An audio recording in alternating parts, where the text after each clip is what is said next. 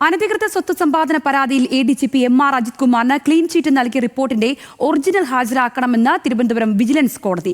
റിപ്പോർട്ടിന്റെ പകർപ്പിലെ അവ്യക്തത ചൂണ്ടിക്കാട്ടിയാണ് കോടതിയുടെ നിർദ്ദേശം വന്നിരിക്കുന്നത്. വിവരങ്ങളുമായി തിരുവനന്തപുരത്ത് നിന്നും VS അനുവാണ് ചേരുന്നത്. അനു, ഇതിലെ ഏതൊക്കെ ഭാഗത്തെ അവ്യക്തതകളാണ് കോടതി ഇപ്പോൾ ചൂണ്ടിക്കാണിച്ചിരിക്കുന്നത്?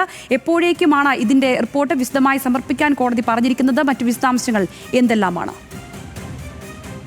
ADGP MR അജിത് കുമാർ എതിരായിട്ടുള്ള അനധികൃത സ്വത്ത് സമ്പാദന കേസുമായി ബന്ധപ്പെട്ടിട്ടാണ് ഇന്നിപ്പോൾ തിരുവനന്തപുരം വിജിലൻസ് കോടതി അന്വേഷണ സംഘത്തിന് നിർദ്ദേശം നൽകിയിട്ടുള്ളത്. ഇത് പ്രകാരം MR അജിത് കുമാറിനെതിരായിട്ടുള്ള അല്ലെങ്കിൽ അദ്ദേഹത്തിനെതിരായിട്ടുള്ള കേസിൽ വിജിലൻസ് നൽകിയ ക്ലീൻ ചിറ്റ് നൽകിയ റിപ്പോർട്ട് അത് കോടതിയിൽ ഹാജരാക്കണമെന്നാണ് പറഞ്ഞിരിക്കുന്നത്. നേരത്തെ കോടതിയിൽ വിജിലൻസ് റിപ്പോർട്ടിന്റെ പകർപ്പാണ് നൽകിയിരുന്നത്. പക്ഷേ പകർപ്പല്ല, ഒറിജിനൽ റിപ്പോർട്ട് കോടതിയിൽ സമർപ്പിക്കണം എന്നാണ് പറഞ്ഞിരിക്കുന്നത്.